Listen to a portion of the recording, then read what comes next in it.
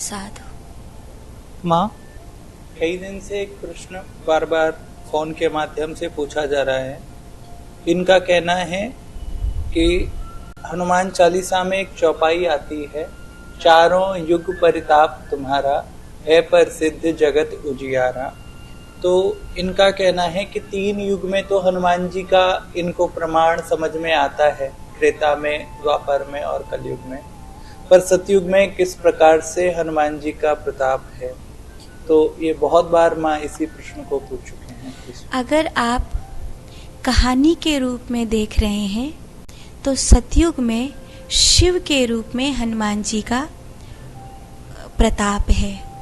जब भैरवी विद्या का उपदेश दिया जा रहा है, जब 7 ऋषियों को उपदेश दिया जा रहा है, जब ब्रह्मांड में सत्व गुण की स्थापना हो रही है, तब शिव के रूप में महादेव हनुमान जी का होना है। ऐसे तो आप इस तरह देख सकते हैं, लेकिन अगर आध्यात्मिक दृष्टि से देखते हैं तो आध्यात्मिक दृष्टि से जीवन के चारों चरण में हनुमान जी का होना, जैसे ब्रह्मचर्य अवस्था, गृहस्थ अवस्था, वानप्रस्थ अवस्था और संन्यास अवस्था।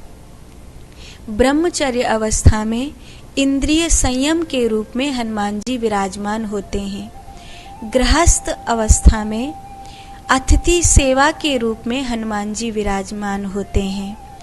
वानप्रस्थ अवस्था में तपस्या के रूप में, तप के रूप में हनुमान जी विराजमान होते हैं, तथा संन्यास अवस्था में निश्चिंतता के रूप में तथा धैर्य के रूप में, भक्ति और शरणागति के रूप में हनुमान जी विराजमान होते हैं। तो जीवन के चारों चरण में हनुमान जी विराजमान हैं। स्थूल शरीर, सूक्ष्म शरीर, रजोगुण, तमोगुण और सतोगुण, सभी प्रकार के उनमें हनुमान जी विद्यमान हैं। इसीलिए हनुमान जी को कहा है, चारों युग परिताप तुम्हारा, है प्रसिद्ध जगत उजियारा। इस सत्य को मानिए कि जो हनुमान तत्व है, जो हनुमान जी की शक्ति है, वो एक रूप है, एक स्वभाव है, एक व्यक्तित्व है, एक आचरण है, एक तपस्या है, एक सेवा है, एक भाव है, जो चारों युगों में विराजमान है। वो अमर तत्व है। साधु।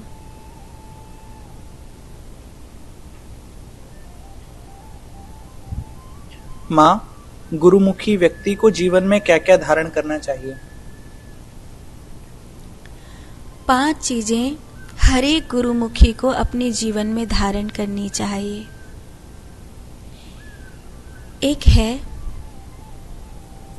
तिलक, दूसरा कंठी, तीसरा जपमाला, चौथा जिह्वा पर भगवान का नाम, और 5वां आँखों में उनके दर्शन की लालसा।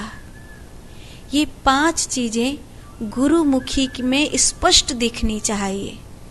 अगर ये 5 चीजें गुरुमुखी के पास दिखाई नहीं दे रही हैं तो कहीं ना कहीं कोई संदेह है कि वो गुरुमुखी है या नहीं है। तो ये 5 चीजें गुरुमुखी के पास होनी चाहिए। और श्रद्धा, सबूरी, संतोष, शरणागति, ये तो भीतर की दशाएं हैं जो गुरुमुखी के पास होती हैं। लेकिन भीतर की दशा के साथ साथ बाहर की दशा भी जरूरी है।